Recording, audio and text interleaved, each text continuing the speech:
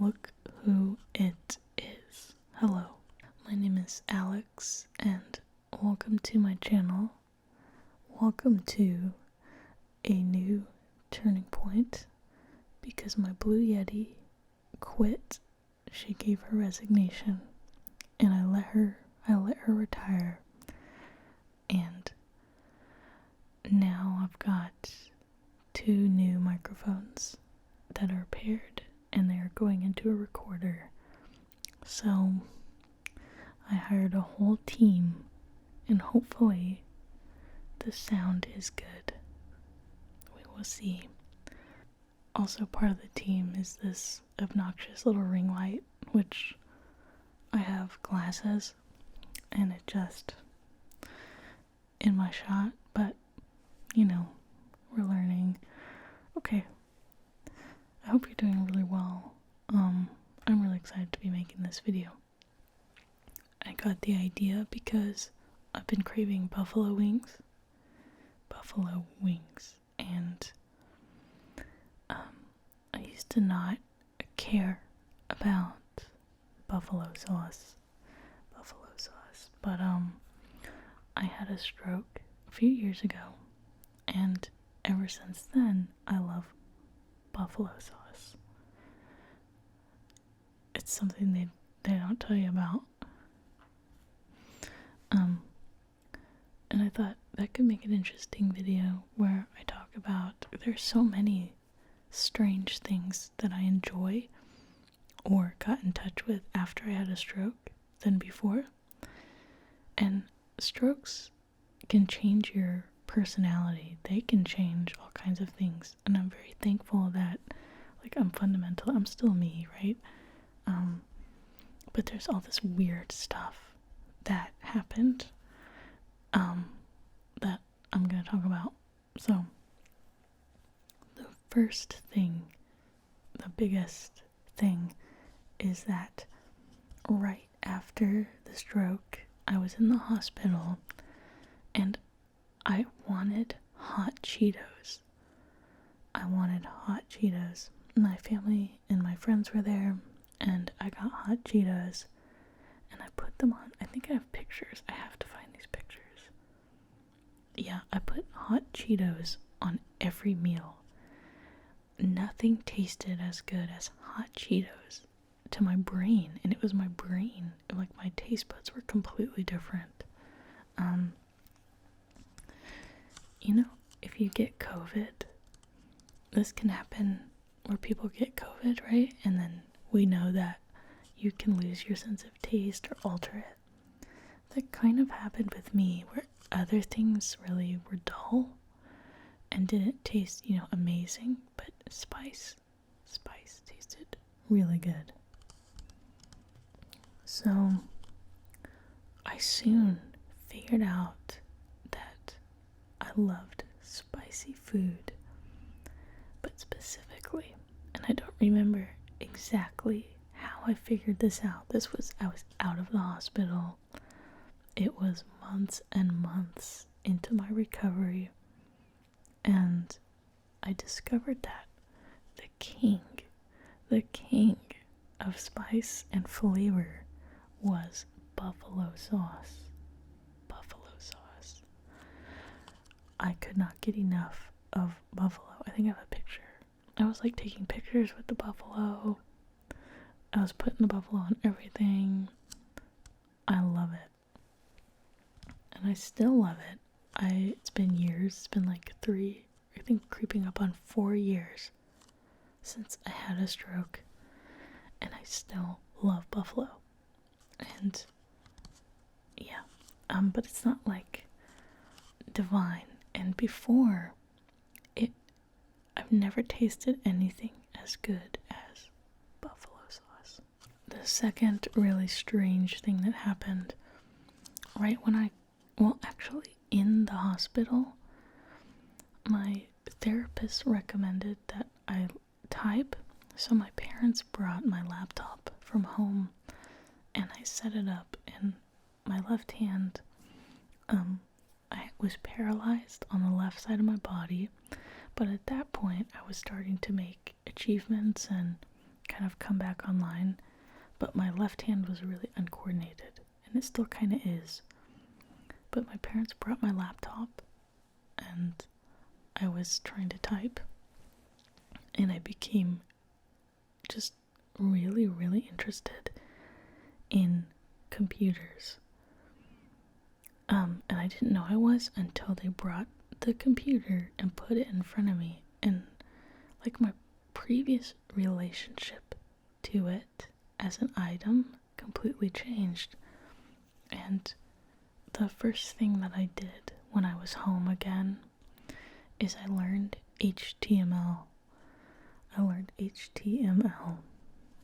My parents, I got a keyboard, like a mechanical keyboard, to help give feedback to my fingers as I was typing.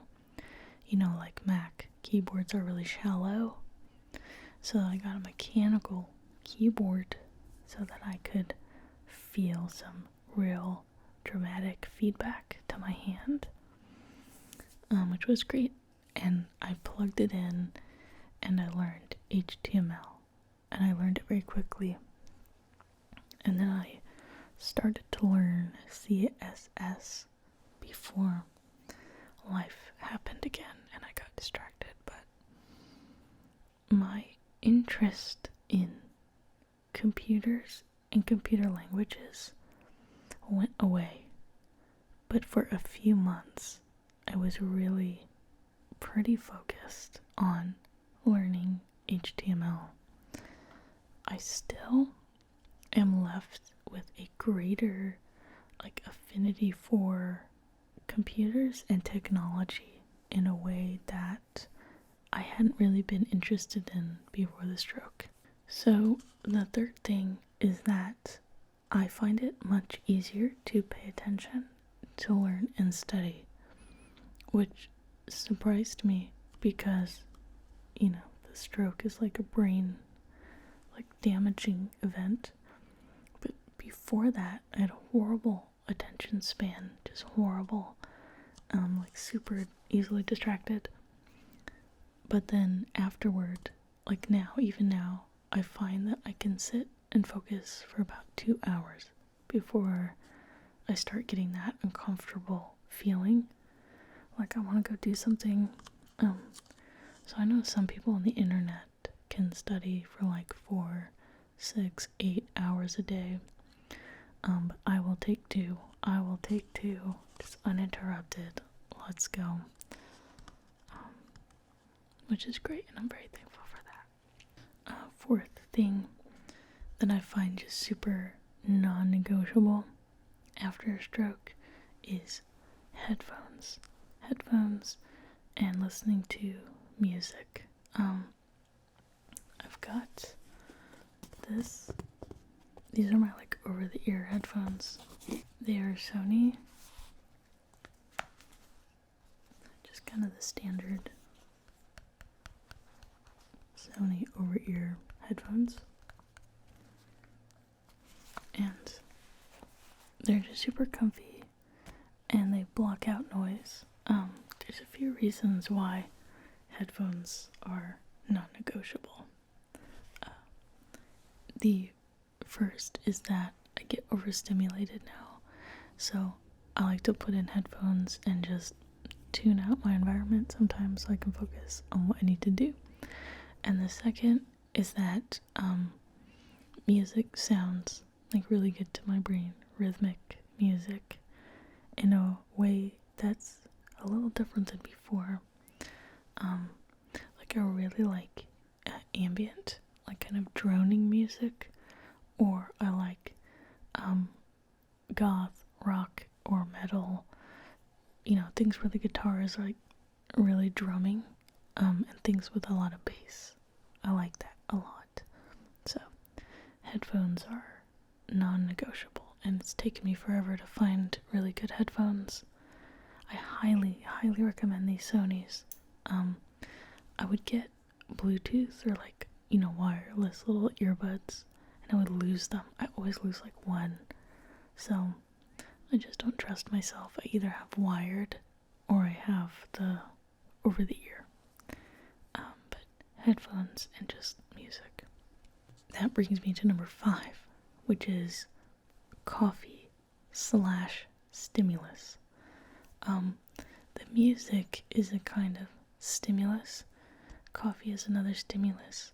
This, like, you don't have to have a stroke to be into these things, right? Like, that's kind of the modern condition, is like we all need dopamine, we all need boost throughout the day. But I find that before I could kind of go without a lot of that, and now I'm kind of just rejoined everybody else where I need a lot of stimulants.